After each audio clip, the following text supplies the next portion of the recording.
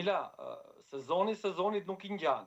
Edhe ekipet e grumbulluara, si çdo herë tjetër, Shqipëria mund të jetë pak e cunguar, Polonia mund të jetë pak më e fryrë nga elementet cilësorë që ka, por gjithsesi mos harro dhe diçka tjetër. Kryesore është adoptimi i këtyre djemve që mistri do ju bëj. Pavarësisht se muskujt siç e tha edhe trajneri Silvinjo, muskujt e Polonisë dihen, pse ka lojtar cilësor, por mos harrojmë të diçka tjetër. Tani gjithë ekipi kombëtar luan në ekipe që mund të themi në Europë spikasin dhe unë nuk besoj që përveç Lewandowskit që është Barcelona, ekipet e tjera ne i kemi prekur dhe gjithë lojtarët shqiptar luajnë dhe nuk është se ka ndonjë dallim të madh Interi me Napolin apo Interi me Atalantën.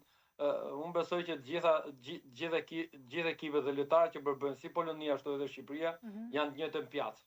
Mirë, po skema që u mendoni që trajneri do përdori në këtë sfidë do të jetë ndoshta pak më shumë sulmuese, më shumë tek mbrojtja, si e mendoni? Apo nuk doni të jeni fare këtij diskutimi për t'ia lënë gjithën trajnerit? Nila, tani për çfarë ne kemi parë Silvinjo nuk është se na dëgjon shumë ne apo gazetarëve apo specialistët.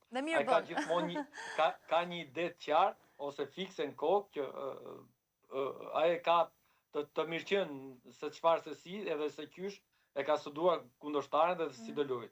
Unë besoj që nëse do të fitosh, duhet guxosh.